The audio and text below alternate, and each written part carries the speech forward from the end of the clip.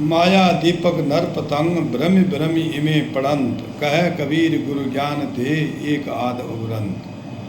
कबीर दास इस दोहे में कहते हैं कि ये जो माया मोह है वह एक दीपक की भांति है और मनुष्य एक पतंगे की भांति है जो कि उसमें चारों तरफ घूमता है, यह जानते हुए कि यह मेरे को जला देगा, मैंने भस्म हो जाना, नष्ट हो जाना, लेकिन फिर भी उसके मोह में इतना पड़ा रहता है कि वो चारों तरफ उसका घूमता है, उसकी चारों ओर घूमता है। कबीर दास कहते हैं कि भाई कुछ लोग जो सतज्ञानी या गुरु के सत्संग में आ जाते हैं तो दो चार ही होते हैं जो पार लग जाते हैं, अन्यथा सारी सृष्टि सारी दुनिया जो है इसी मोह में भस्म हो जाती है। माँ शारदे को नमन।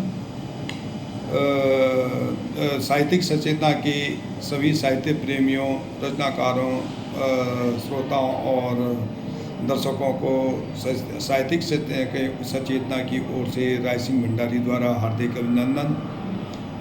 साहित्यिक सचेतना अपने प्रयास में सनातन धर्म के प्रचार प्रसार हेतु नित्य नए विषय पे सृजन करवा करके अपने पाठकों के सामने रोचक सामग्री प्रस्तुत करती है ताकि सनातन धर्म का संपूर्ण और चौमुखी प्रचार प्रसार हो और लोगों के अंदर में ज्ञान वर्धन हो। तो आज के इसी विषय के अनुरूप आपके सामने आज के निर्धारित विषय को लेकर के प्रस्तुत हुआ हूँ। आज का निर्धारित विषय है मोह। मोह जो 5 विकारों में से एक विकार है, लोभ मोह काम क्रोध और अहंकार। तो इसी मोह में मैं एक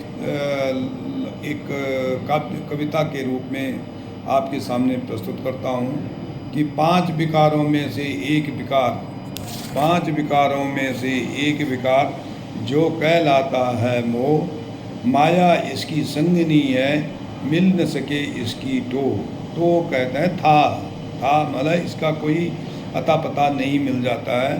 तो ऐसे 5 विकारों में से ये मोह नामक एक विकार है। आसक्ति यह मोह है, आसक्ति में यह मोह है, विरक्ति में है मोक्ष।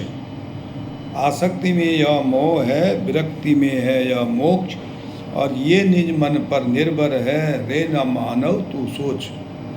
प्रत्येक वस्तु की जैसे प्रकृति में 2 पहलू हैं, उसमें सकारात्मक और नकारात्मक। अगर यही हम मोह की बात करें तो मोह में भी एक सकारात्मक पहलू है। अगर हम ईश्वर से मोह करेंगे, ईश्वर के प्रति प्रेम रखेंगे, ईश्वर के प्रति समर्पण प्रेम रखेंगे, अगाध प्रेम रखेंगे, तो ये हमारा मोक्ष का साधन बन जाएगा और हमें जन्म मरण से मुक्ति मिल जाएगी। लेकिन यही मोह अगर हम अपनों से, अपने पद से, प्रतिष्ठा, धन से रखेंगे तो हमारा विनाश का कारण बनेगा। तो यही एक कविता, छोटी सी कविता, इसमें यही कहा जा रहा है, आसक्ति में यह मोह है, विरक्ति में यह मोक्ष, ये निज मन पर निर्भर है, रे मानव विवेक से सोच। परमेश्वर से मोह हुआ आत्मा भवसागर पार, परमेश्वर से मोह हुआ यदि आत्मा भवसागर से पार, जन्म मरण का चक्र मुक्त हुआ, जन्म हुआ साकार।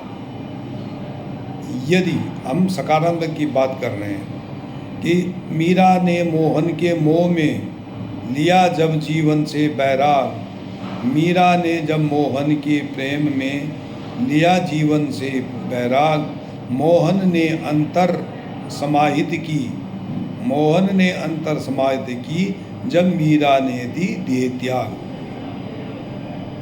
किंतु नकारात्मक पहलू है जो बंधन में बांधे रहता, अपनों के मोह में यह मन आजीवन भटकता रहता। ये नकारात्मक पहलू है कि किंतु नकारात्मक पहलू जो बंधन में बांधे रहता, अपनों के मोह में यह मन आजीवन भटकता रहता। वात्सल्य इसका एक नाम, वात्सल्य इसका एक नाम, जो माँ का अतुलित प्यार, इससे मिले सुखद अनुभूति जो ईश्वर को भी स्वीकार। इसीलिए भगवान श्री कृष्ण ने यशोदा को बाल लीला दिखाई, क्योंकि वो भी वात्सल्य रस को पीना चाहते थे, अपने माँ के निश्चल प्रेम को समझना चाहते थे, इसलिए उन्होंने ये स्वीकार किया। लेकिन सीमा के आगे प्रेम बन जाता है अभिशाप। मोह नहीं बांध देता है, मोह वही बांध देता है, यत्न करें चाहे लाख। तन से मन से पद से मोह, तन से मन से पद से मोह, संबंधों से प्रगाढ़ मोह, वही मोह विषाद बन जाए, वही मोह जब विषाद बन जाए, होता इन सब से बिछोह। मोह व नारद को तो प्रभु भी साप से नहीं बचे। मोह का फल है दुखदाई, विधिनी ये सब प्रपंच रचे। जो भी इससे मुँह मोड़े वही कहलाता ज्ञानी, जो भी इससे मुँह मोड़े वही कहलाता महाज्ञानी। लोभ मोह तृष्णा के प्रेमी बन जाते हैं अभिमानी। राय सिंह यह जलता दीपक, राय सिंह यह जलता दीपक, पतंगा कभी मत बन। इस माया का कुछ नहीं होना, नहीं बचेगा तेरा जीवन। धन्यवाद। राय सिंह भंडारी, गुड़गांव।